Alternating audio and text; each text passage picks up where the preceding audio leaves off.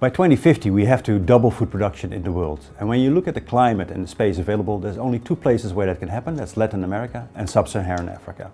And a lot has to happen, of course, before we double food production, but one thing is sure: we need better information on weather and water availability in order to produce all the food needed.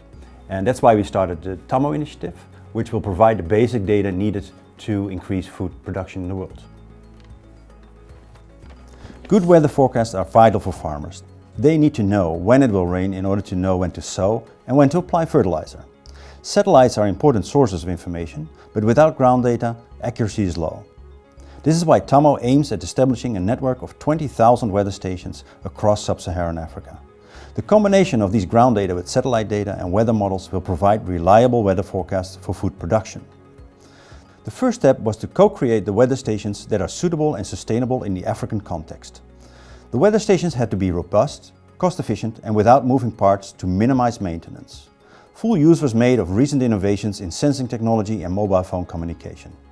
In a second step, the weather stations are deployed at schools. The schoolyard provides a safe place for the stations and, at the same time, the students can learn about weather and technology. Education is key in the long term. We now have weather stations in 10 countries and are excited to receive ground data at such a large scale. Finally, we are developing market activities to ensure that the system will be financially self-sustaining.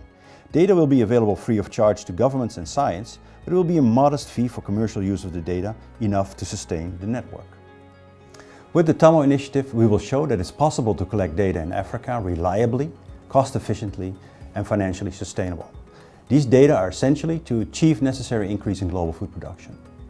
This is our contribution to the Sustainable Development Goal, food security for all.